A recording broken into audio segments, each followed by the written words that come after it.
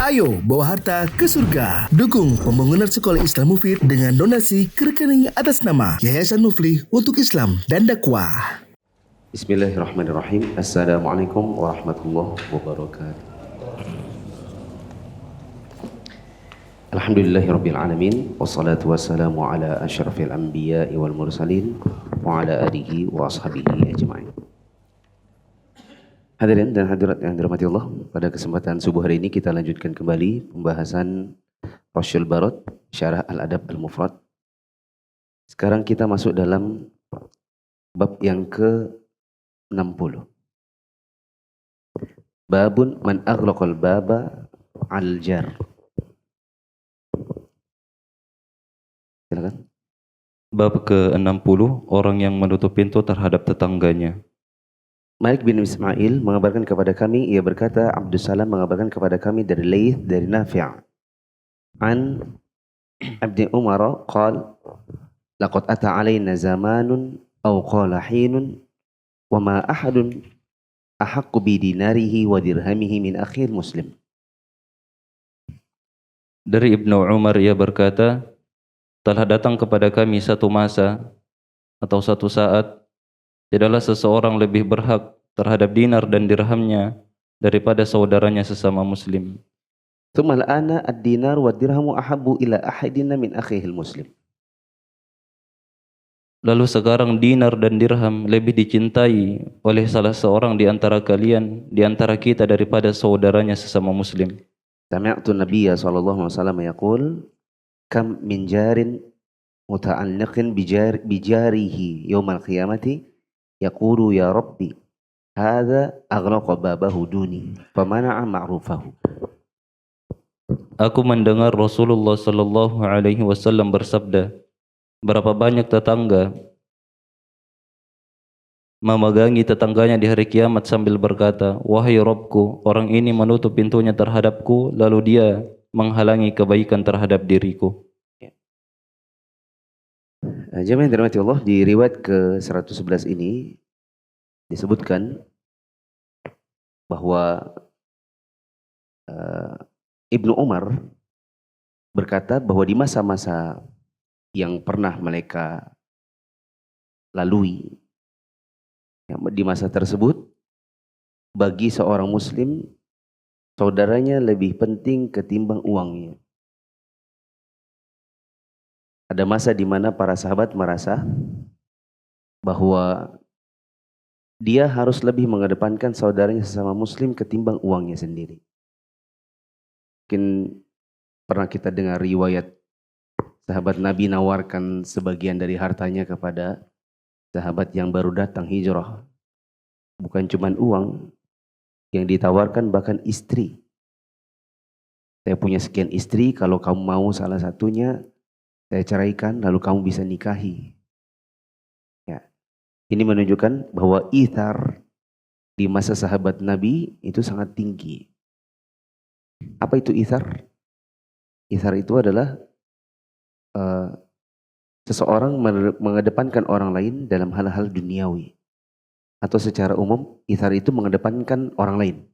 Itu ithar. Yang paling baik adalah ithar di dalam dunia.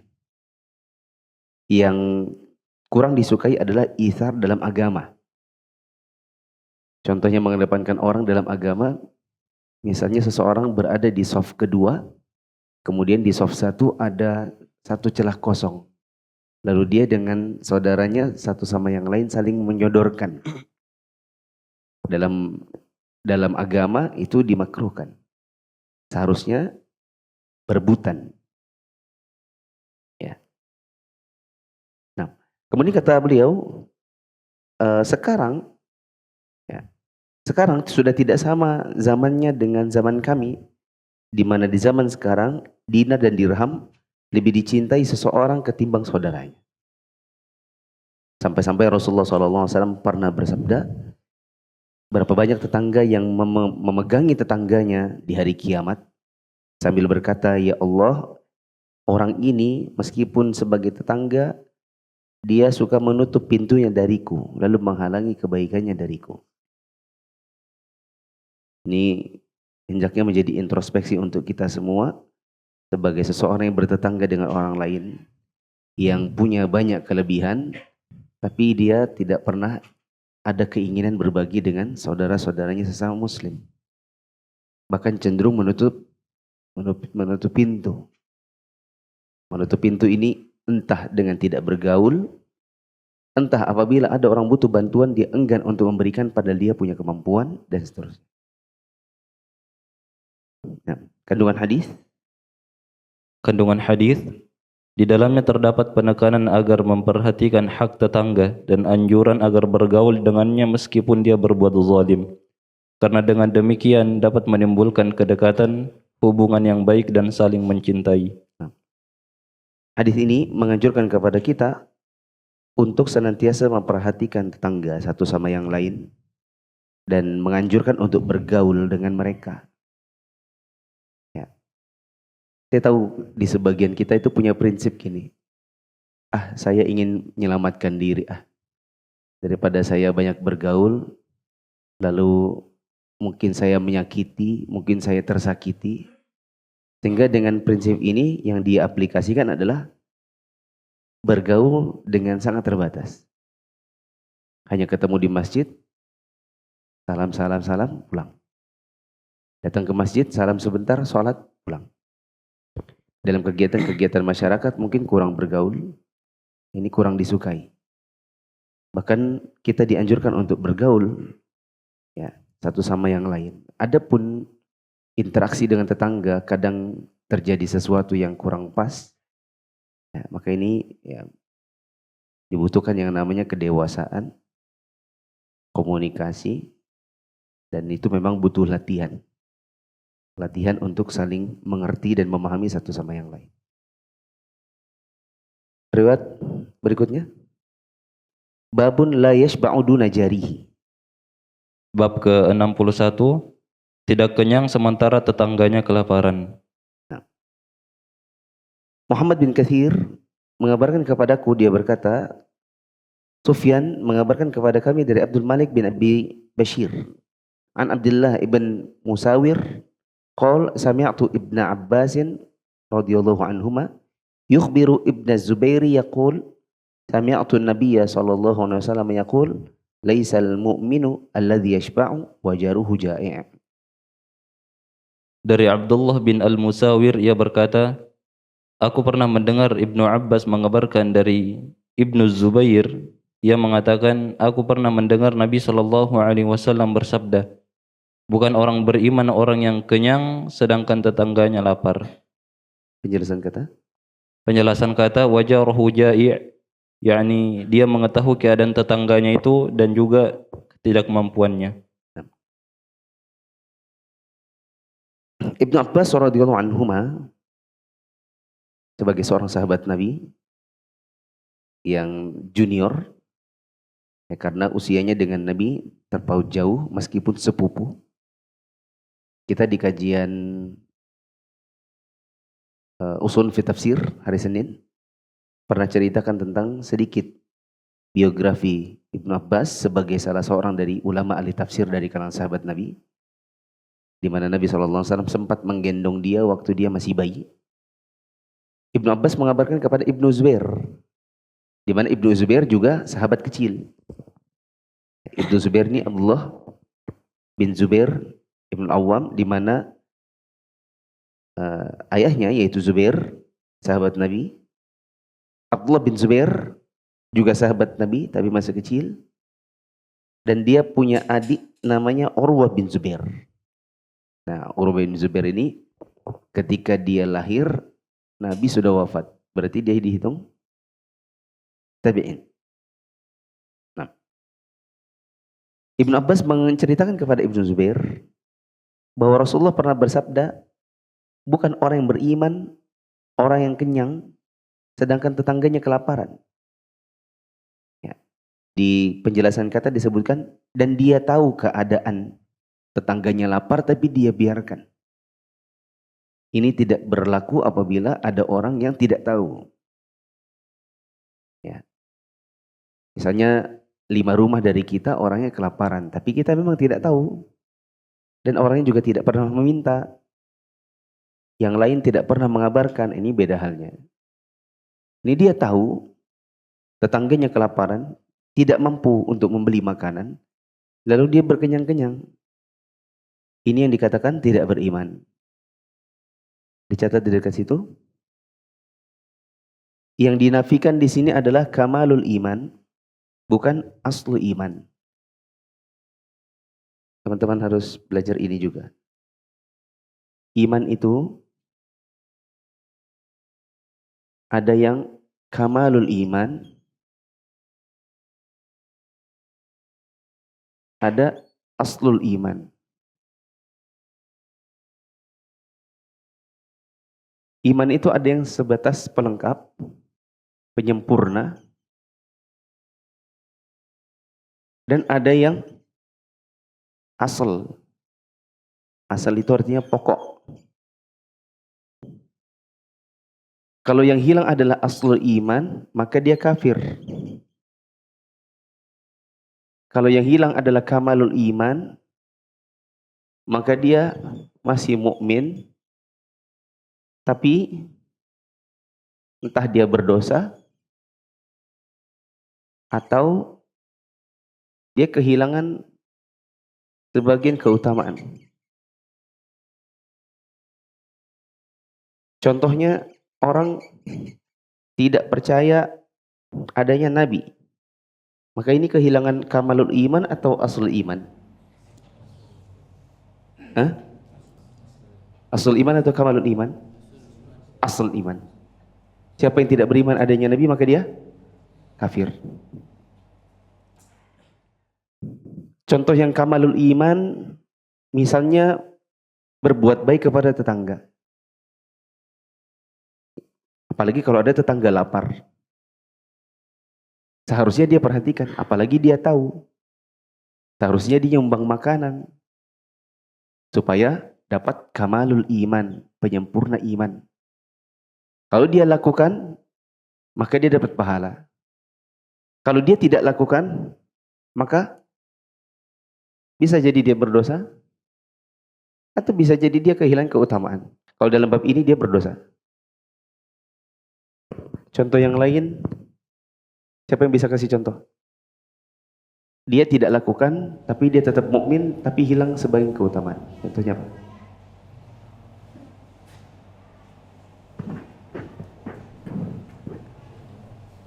Apa?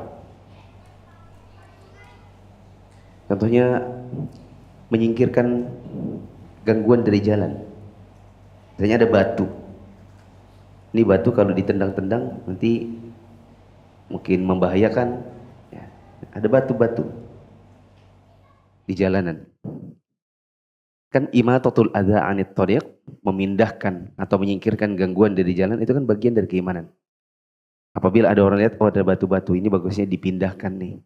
Tapi tidak dia lakukan, maka dia tetap mukmin dan dia kehilangan sebagian keutamaan dan sebagian kesempurnaan imannya.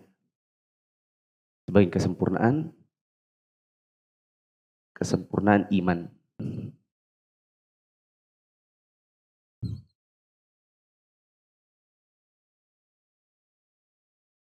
Jadi catat yang pertama, bahwa yang dinafikan di sini adalah kamalul iman, bukan aslu iman. Dicatat yang kedua, tidak setiap penyebutan tidak beriman berarti kafir. Tidak setiap kalau disebutkan tidak beriman, konsekuensinya jadi kafir. Karena kalau demikian, berarti dalam hadis ini, seandainya demikian, hadis ini jadinya, kafirlah orang yang kenyang, sedangkan tetangganya lapar. Apakah begitu? Jawabannya tidak. Orang yang kenyang pada tetangganya lapar, dan dia tahu tetangganya lapar, maka orang ini kehilangan sebagian keutamaan, atau malah dia berdosa dikarenakan membiarkan orang lain kelaparan padahal dia tahu. Ya, ini sama dengan hadis Nabi SAW, la yu'minu ahadukum hatta yuhibba li akhihi ma yuhibbu li nafsihi. Tidak beriman bagi orang yang tidak mencintai untuk orang lain sebagaimana yang dia cintai untuk dirinya sendiri. Ya. Tidak beriman di sini, tidak beriman pokok iman atau kamalul iman? Kamalul iman. La yu'minu ahadukum hatta akuna ahabba ilaihi min walidihi wa nasi ajma'in. Tidaklah beriman salah seorang dari kalian sampai dia mencintai aku, kata Nabi, ketimbang lebih dia cintai daripada mencintai orang tuanya, anaknya, dan seluruh manusia. Contohnya juga hadis Nabi SAW, Wallahi la yu'min man la ya'manu jaruhu bawa'iqahu. Tidaklah beriman orang yang tetangganya tidak selamat dari lisan-lisannya, dari kejelekan lisannya. Yang dinafikan di sini adalah kamalul iman, bukan aslul iman. Coba saya ulang. Sebutkan pembagian komponen iman. Bisa lihat papan tulis. Iman terdiri dari 2 komponen. Apa saja? Aslul iman, kamalul iman. Apa itu aslul iman? Pokok iman. Apa itu kamalul iman? Kesempurnaan iman. Kalau hilang pokok iman jadi apa? Kalau kehilangan kamalul iman jadi kehilangan kesempurnaan keimanannya. Apa konsekuensi kalau kehilangan sebagian kesempurnaan iman? Entah berdosa atau kehilangan sebagian keutamaan yang kalau dia kerjakan dia dapat pahala. Sebutkan contoh kehilangan aslul iman. Tidak beriman dengan rukun iman yang 6. Nah, itu kalau ada yang tidak beriman dengan 1 dari 6, maka dia kehilangan aslul iman. Orangnya jadi kafir. Contoh kehilangan kamalul iman dan orang yang berdosa. Antum? Seperti hadis yang barusan kita bahas, Ustaz. Seperti hadis yang baru saja kita baca, yaitu orang kenyang, tetangganya lapar, dan dia tahu tetangganya lapar. Kalau dia tidak tahu, ya dia tidak berdosa. Contoh yang lain, orang yang tidak berbakti pada orang tuanya. Ya, berbakti pada orang tua termasuk kamalul iman. Siapa yang tidak berbakti, dia tidak kafir, tapi dia berdosa. Bukan cuma kehilangan keutamaan, dia berdosa. Sebutkan contoh, dia tidak lakukan kamalul iman, dia tidak berdosa, tapi dia kehilangan sebagian keutamaan atau kesempurnaan iman. Kalau ada halangan di jalan, ada sebagian hal yang mungkin mengganggu di jalan, tidak disingkirkan. Kandungan hadis, iman seorang mukmin tidak sempurna sebelum memperhatikan keadaan tetangganya, tidak masa bodoh terhadapnya dan menolongnya sesuai dengan kemampuannya. Ya. Ini terjemahan yang bagus.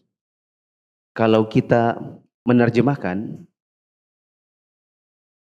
tidaklah beriman, tidak beriman, kalimat-kalimat seperti itu. Kalau kita lihat, oh ini yang kehilangan adalah aslul iman, maka cukup terjemahkan tidak beriman. Kalau mau ditambahkan tidak beriman dalam kurung kafir. Tapi kalau kita lihat, oh ini yang hilang adalah kamalul iman, maka terjemahnya adalah tidak beriman secara sempurna. Jadi terjemahnya lebih bagus adalah tidak beriman secara sempurna. Coba dibaca di kandungan hadis, iman seorang mukmin tidak sempurna. Berarti menerjemahkan hadis-hadis yang seperti ini, terjemahnya yang bagus adalah tidak beriman secara sempurna orang yang kenyang sedangkan tetangganya lapar. Ya, kita tidak dianggap sebagai seorang mukmin yang imannya sempurna kalau kita kenyang, Masya Allah.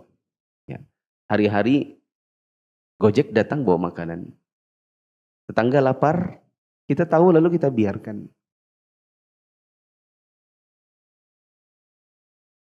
Bab 62, babun yuksiru ma'al maraqi fayuqsimu fil jirani. Bab ke-62, memperbanyak kuah untuk dibagikan kepada para tetangga. Bishr bin Muhammad mengabarkan kepada kami, dia berkata, Abdullah mengabarkan kepada kami, dia berkata, Syu'bah mengabarkan kepada kami dari Abu Imran Al-Jawni, dari Abdullah bin Samit, an Abi Dzarrin qal, awsani khalili sallallahu alaihi wasallam bithalathin. Dari Abu Dzar ia berkata, kekasihku sallallahu alaihi wasallam berwasiat kepadaku 3 perkara. Asma'u wa uti'u walau li'abdin mujadda'il atrafi. 1. Agar aku mendengar dan mentaati meskipun kepada seorang budak yang tidak berjari. Wa idza sana'ta marqatan fa'akthir ma'aha thumma anzur ahla baitin min jiranika. 2. Jika engkau memasak sup, maka perbanyaklah kuahnya, lalu perhatikanlah para anggota keluarga tetanggamu. Fasibhum minhu bima'rufin. Kemudian berikanlah itu kepada mereka dengan cara yang baik. Ya, coba kita lengkapi diulangnya. Wa idza sana'ta marqatan fa'akthir ma'aha thumma anzur ahla baitin min jiranika fa'asibhum minhu bima'ruf. Diulang. 2. Jika engkau memasak sup, maka perbanyaklah kuahnya, lalu perhatikanlah para anggota keluarga tetanggamu. Kemudian berikanlah itu kepada mereka dengan cara yang baik. Wa shalli salata li waqtiha fa in wajadta al-imama qad shalla faqad ahrazta salataka wa illa fahiya nafilatun. Wasiat yang ketiga, salatlah tepat pada waktunya. Jika engkau mendapati imam sudah salat, maka engkau telah memelihara salatmu. Jika belum, maka yang engkau kerjakan bersama imam itu adalah tambahan. Itu salat sunnah. Penjelasan kata mujadda'ul atraf, yang jari-jarinya terpotong. Marqatan, makanan berkuah, baik berupa daging, ayam, atau makanan lainnya. Fasibhum min, berilah mereka sebagian darinya. Ta'ahad, carilah. Ahrazta salatak, engkau sudah mengerjakan salat di rumahmu. Wa illa fahiya nafilah, yakni salat yang engkau kerjakan bersama imam. Abu Dzar radhiyallahu anhu berkata, kekasihku sallallahu alaihi wasallam berwasiat kepadaku. Kekasih di sini digunakan oleh Abu Dzar diksi khalili karena memang semua para sahabat menganggap Nabi SAW sebagai kekasihnya. Ya. Boleh dicatat di dekat-dekat situ. Tingkatan cinta paling tinggi namanya khullah. Tingkatan cinta tertinggi adalah khullah. Satu akar kata dengan khalwat. Artinya udah berduaan aja gitu. Tidak ada yang ganggu. Ya. Sudah merasuk dan menyatu berdua. Dan Nabi SAW mengatakan, seandainya saya dibolehkan untuk mengangkat seorang sebagai khalil, maka saya akan siapa? Angkat Abu Bakar sebagai khalil. Tapi saya tidak boleh mengangkat seseorang sebagai khalil karena saya adalah khalilullah. Saya adalah khalilnya Allah. Maka untuk Nabi SAW, beliau tidak boleh punya khalil kecuali hanya Allah. Dan Abu Bakar itu hanya seandainya jika boleh. Berbeda dengan para sahabat, semua menganggap bahwa Nabi adalah khalilnya. Dikarenakan para sahabat, untuk semua manusia yang mereka temukan di muka bumi, maka yang paling mereka cintai adalah Nabi SAW. Sampai-sampai suatu hari Umar berjalan bersama Nabi SAW, kemudian Umar berkata, ya Rasulullah, tidak ada orang yang lebih aku cintai daripada dirimu, kecuali diriku. Maksudnya, tidak ada orang yang saya lebih cintai mereka ketimbang dirimu. Dirimu adalah yang paling kucintai, lebih dari siapapun, kecuali diriku. Paham maksudnya? Maka Nabi SAW mengatakan, tidak wahai Umar, tidak beriman dengan demikian, dengan benar, kecuali engkau menjadikan aku lebih cintai daripada seluruh orang, bahkan dirimu. Maka Umar mengatakan, kalau begitu ya Rasulullah, mulai hari ini engkau lebih aku cintai dari siapapun termasuk diriku. Maka Nabi mengatakan, nah ini baru benar. Ya. Semua orang baru beriman dengan benar apabila Nabi SAW dijadikan sebagai orang yang paling dia cintai lebih dari siapapun termasuk dirinya. Tadi kan Nabi SAW bilang, tidaklah beriman seorang dari kalian sampai aku lebih dia cintai daripada orang tuanya, anaknya, maupun seluruh manusia. Termasuk dirinya. Ya, makanya Abu Dzar mengklaim kekasihku. Karena semua sahabat Nabi menganggap Nabi adalah kekasihnya. Apa wasiatnya Nabi SAW kepada Abu Dzar? Di sini ada 3. Yang pertama adalah agar senantiasa mendengar dan taat kepada penguasa meskipun kepada seorang budak. Atau apabila seorang penguasa mengangkat budak menjadi wakilnya. Ya. Padahal para ulama kita bersepakat di antara syarat sah seseorang menjadi ulil amri adalah seorang yang merdeka. Ini kita pelajari di tindak tanduk penguasa. Pernah ada daurah kita di beberapa masjid ya. Pernah di Nasai, pernah di Nurul A'la.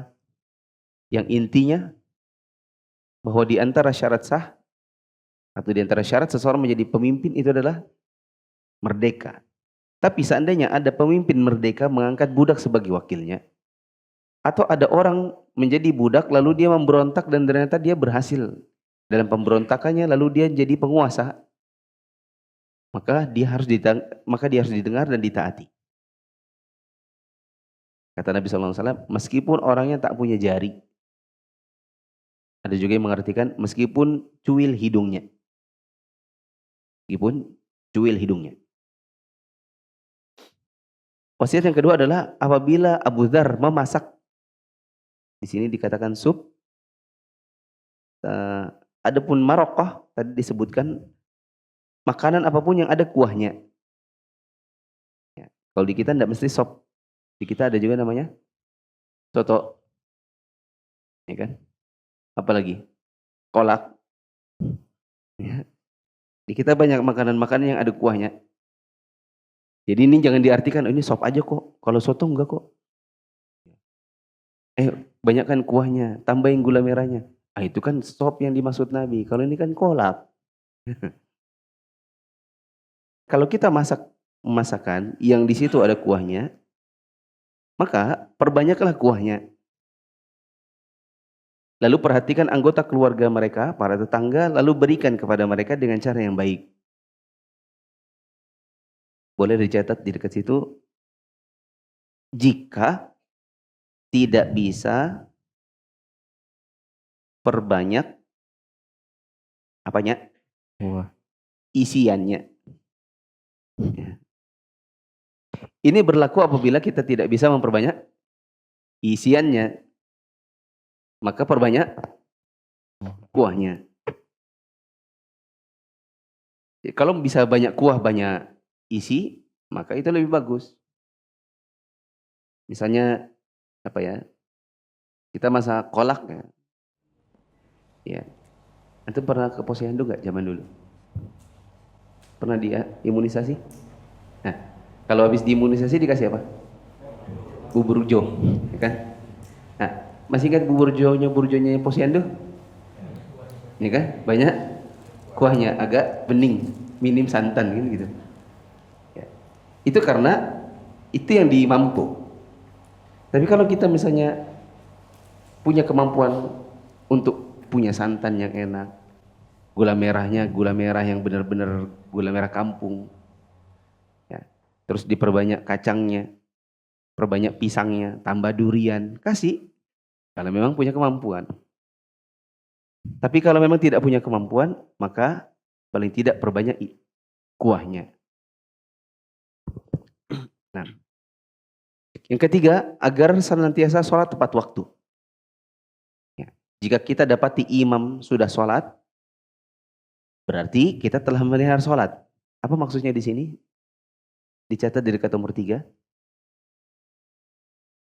Maksudnya bisa jadi ada imam yang lalai dan suka menyengaja menunda sholat. bisa jadi ada imam yang suka menyengaja menunda-nunda sholat. Atau kita punya pemimpin yang pemimpin ini suka menunda sholat. Kita jabarkan masalah ini seperti seseorang bekerja di dunia pemerintahan. Dia punya wali kota atau dia punya bupati, gubernur yang kalau bikin rapat selalu nabrak waktu sholat. Ya. Maka wasiatnya Nabi adalah sholat tepat waktu. Seandainya ternyata dia sholat atau dia tepat waktu, maka alhamdulillah berarti kita sudah menjaga sholat.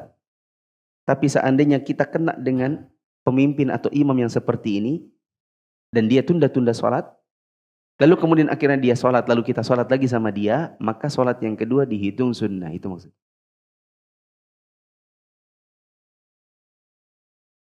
Sebelum saya jelaskan sekali lagi untuk nomor 3 ini.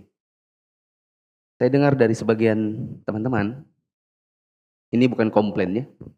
Saya tidak sedang komplain. Saya mendengar ada sebagian ikhwah yang bilang gini, sulit kalau kajian sama Ustadz Mufli. Harus konsentrasi pakai pena. Karena sedikit-sedikit disuruh catat dekat situ. Catat dekat situ. Jadi malas gitu. Apa sih? Gini aja loh didetailkan. Gini aja loh harus ditulis. Maka saya bilang, saya tidak pernah suruh tulis kecuali yang memang agak sulit dipahami kalau nggak disuruh tulis. Karena bisa jadi suatu saat antum menjelaskan hadis ini dan antum tidak mengerti. Jangankan kita yang baru ngaji, yang sudah jadi ustadz-ustadz saja, ada sebagian yang tidak dipahami harus dengarkan dulu kajian syekh. Baru nyatat. Gitu. Kayak gini kan, kita baca nih. Wasiat Nabi yang ketiga, washolli sholata li waqtiha. Ini paham. Fa in wajadtal imama faqad shalla faqad akhrasta sholatak.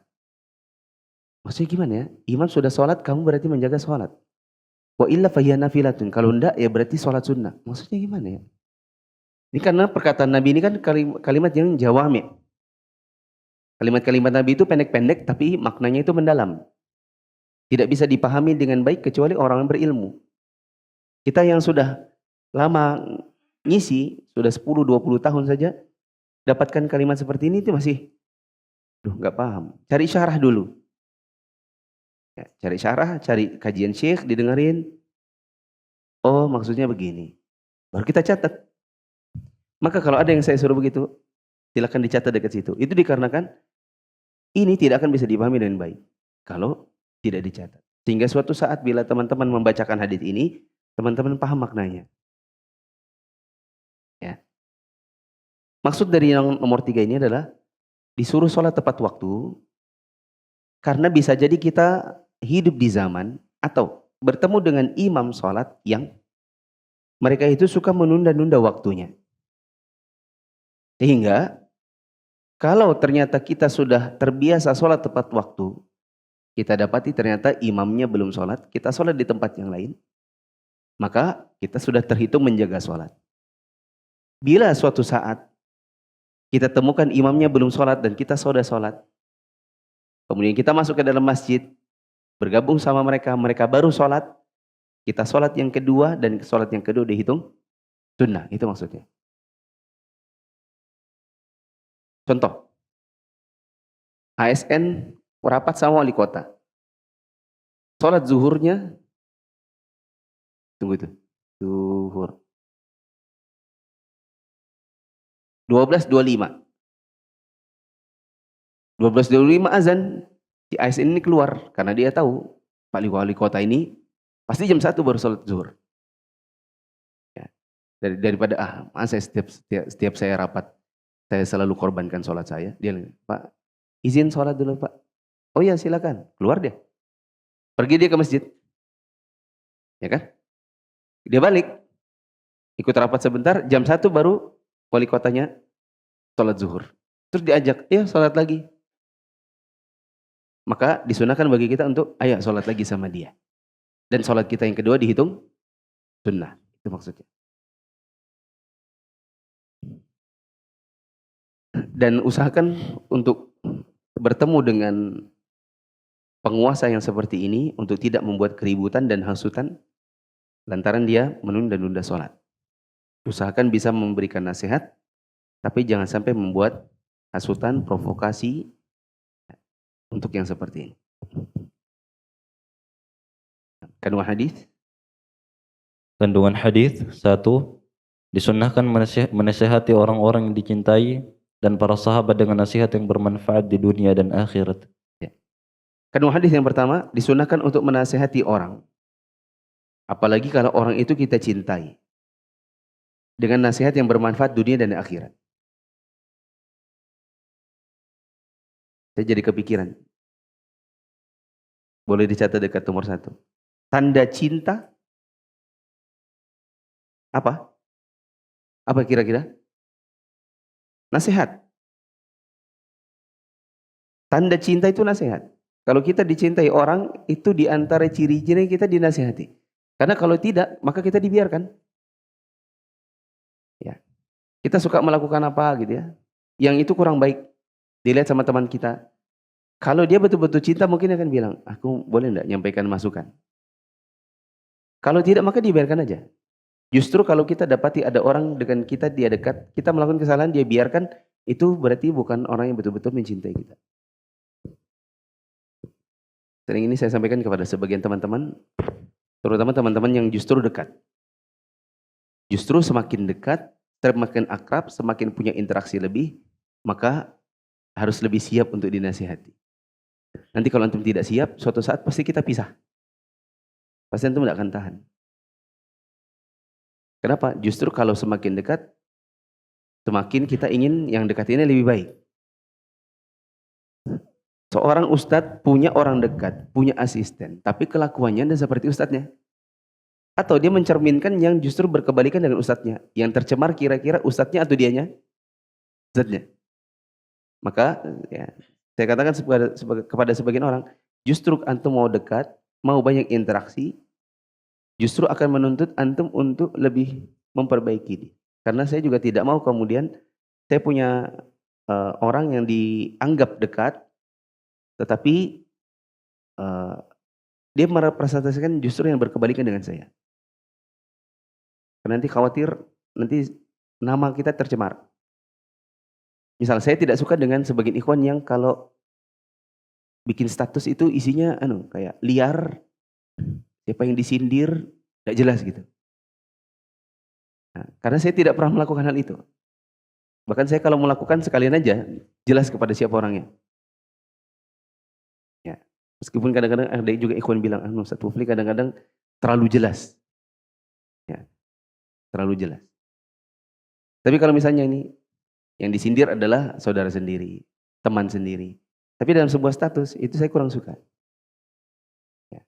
Pernah ada yang saya panggil ke rumah, saya tanya, ini antum menyindir si fulan? Ustaz, saya mau tanya, ini buat si fulan? Iya. Tapi dibaca-baca orang, jadinya menimbulkan spekulasi liar, ini nggak jelas siapa yang disasar. Kenapa tidak sekalian saja langsung ke orang? Yang seperti ini butuh dinasihati. Dan kalau kita dinasihati, maka itu alhamdulillah. Ini berarti Ustadz sayang sama kita. Bukan, ada pun yang gini, wah dinasihatin lagi, dinasihatin lagi. Nasihatin terus, jauh aja.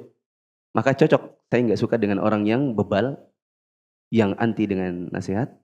Karena saya juga tumbuh di masa remaja dengan banyaknya nasihat. Karena bebal. Ya, sampai ada yang menasihati, perlu membuka hati untuk menerima nasihat, lama-lama akhirnya jadi. Ya, bisa buka hati, dapat hidayah. Adapun yang tidak suka untuk dinasihati, ya berarti kita cocok untuk berpisah gitu ya. 2. Tidak boleh merendahkan satupun kebaikan, karena semua kebaikan adalah baik. Yang kedua, tidak boleh merendahkan satupun kebaikan, karena semua kebaikan adalah baik. Meskipun hanya kuah. Nah ini kebalikannya dari yang nomor 2. Kalau orang yang sedang masak, maka kalau dia bisa banyakkan isinya. Kalau tidak bisa banyakkan kuahnya. Sebaliknya nomor 2 ini kita jadi penerimanya. Boleh ditulis dekat nomor 2. Sebagai penerima. Nanti kalau kita terima kolak banyak kuahnya daripada pisangnya. Pisangnya 3 potong misalnya. Kuahnya semangkok gitu. Kolak apa ini gitu kan. Maka nomor 2 ini, tidak boleh merendahkan satu kebaikan pun meskipun cuma kuah. Sebagian orang itu kalau dikasih orang terus banyak kuah ketimbang daging, digaru, apa ya? Diciduk gitu kan. Mana kuahnya ini? Banyakan potongan sayurnya dapat dagingnya cuma berapa potong. Ya. Terus mulai berkomentar, apa? Cuma Allah. Ya. Kalau cuma, nah, yang seperti itu yang biasanya terjadi. Apalagi kalau suaminya yang terima, yang ngasih janda sebelah. Ya kan? Yang komentar siapa? Istri langsung. Alah, cuma gitu aja. Kalau cuma begitu maka saya juga gitu. Ketiga, Kandungan hadis yang ketiga, memelihara solat pada waktunya. 4, 4. Disyariatkan mengerjakan solat bersama imam sebagai solat sunnah bagi orang yang telah mengerjakan solat wajib di rumahnya atau di tempat lain meskipun dengan berjamaah jika ia menjumpai solat jamaah di masjid. ya. Kalau orang sudah solat di masjid, lalu pindah masjid, atau solatnya di rumah, lalu dia pindah masjid, atau dia sudah solat subuh di tempat lain lalu ikut kajian di masjid yang lain. Ternyata dia dapati solat berjamaah sedang berlangsung, maka hendaklah dia bergabung dan solatnya dia yang kedua dihitung sunnah. 5. 5. Petunjuk Nabi SAW terhadap umatnya menuju akhlak yang mulia. 6. 6. Disunnahkan saling memberi hadiah di antara tetangga karena dapat menumbuhkan rasa cinta dan menambah kasih sayang. Ya. Bagaimana kata Nabi SAW? Tahadu, tahabu. Salinglah memberi hadiah, niscaya kalian saling menyayangi. Kalau kita dikasih kuah, ya, dengan beberapa potong pisang, mungkin kita bisa balas pisangnya. Kuahnya, makanannya diambil, wadahnya dia dicuci, lalu kemudian isi pisang. Terus tempeli, bikin lagi. Tambahin lagi. Maksudnya jangan sampai pulang kosong. Apalah isinya? Buka-buka kulkas. Jangan-jangan kita itu banyak numpuk makanan juga di kulkas. Kita sudah terdorong-dorong ke dalam itu. Kulkas kita sudah ada lihat lagi banyak makanan di belakangnya. Belakang rantang. Kalau ditarik-tarik itu mungkin, oh ini ada sambal pecel, ini ada sambal botol. Dilihat expirednya, masih lama. Ini pun gak kemakan. Ini aja masih banyak. Udah ini kasih sebagai pembalasan. Ya. Balasan ya, bukan pembalasan. Terakhir nomor 7, catat dekat situ. Taat kepada penguasa selama bukan maksiat. Taat kepada penguasa selama bukan maksiat. Selama bukan maksiat, maka kita disuruh untuk taat kepada penguasa. Ini hadisnya. Kata Abu Dzar tadi, Nabi berwasiat untuk mendengar dan taat kepada penguasa. Meskipun orangnya tidak punya jari atau cuil hidungnya. Kamu anggap sebagai orang yang kurang. Contohnya yang kita sedang terapkan di masjid ini, ternyata ada aturan pemerintah untuk tidak menggalang dana zakat dan mengumpulkannya lalu mengelolanya seolah-olah kita ambilnya. Ya, kita mengambil bagian darinya, dikelola seperti itu. Ya, buat gaji, nggak bisa. Kita hanya wakil, kalaupun mau dipaksa-paksa untuk bikin kepanitiaannya, maka statusnya maksimal wakil.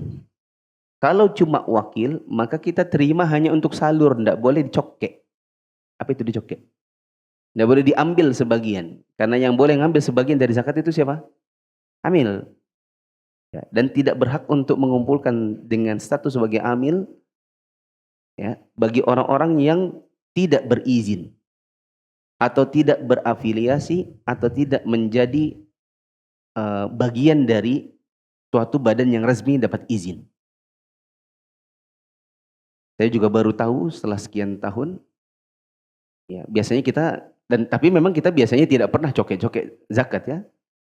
Saya juga selama bina masjid tidak pernah juga bilang itu zakat nanti buat siapa namanya? Buat yang ngurusin zakat. Saya juga larang seperti itu. Kalaupun ada yang mau untuk dapatkan uang capek, maka diambil dari kas. Kalimat ini sudah bertahun-tahun ya. Saya tidak pernah sama sekali berfatwa agar zakat yang dikumpulkan di masjid di akhir Ramadan itu boleh diambil buat panitia masjid. Sama sekali nggak pernah. Yang saya pernah bilang, jika pun ada uang capek, misalnya karena dia ngangkat-ngangkat beras dan lain-lain, maka diambil dari kas masjid yang operasional. Bukan dari zakat. Adapun dari zakat, maka kita hanya wakil. Begitu. Tapi ternyata mengumpulkan ini juga tapi ternyata mengumpulkan dengan teknis seperti ini pun ternyata ilegal. Ya. Maka maksimal hanya jadi konsultan aja. Ada orang datang, apa Bu? Saya mau bayar zakat. Oh silakan untuk bayar zakatnya, Ibu langsung saja ke orang-orangnya. Ya. Kalau mau dibantu hitung, sini kita bantu hitung. Ya. Oh saya nitip aja, ya sudah taruh di sini, nanti panggil orang suruh ngambil. Ya. Yang jelas tidak boleh bertindak seolah-olah kita jadi amilnya. Terakhir 114. Al-Humaydi mengabarkan kepada kami, ia berkata, Abu Abdis Samad Al-Ammi mengabarkan kepada kami, ia berkata, Abu Imran mengabarkan kepada kami dari Abdullah bin As-Samit an Abi Dzar qala Nabi sallallahu alaihi wasallam ya Abu Dzarrin idza tabakhta maraqatan fa'aqtir ma'al marqah wa ta'ahad jiranaka aw iqsim fi jiranika. Dari Abu Dzar ia berkata, Nabi sallallahu alaihi wasallam bersabda, "Wahai Abu Dzar, jika engkau memasak sup maka perbanyaklah kuahnya dan perhatikanlah tetanggamu atau bagikanlah kepada para tetanggamu." Saya kira sudah jelas. Demikian kurang lebihnya, mohon maaf. Subhanakallahumma wa bihamdika asyhadu an la ilaha illa anta astaghfiruka wa atubu ilaik. Assalamualaikum warahmatullahi wabarakatuh.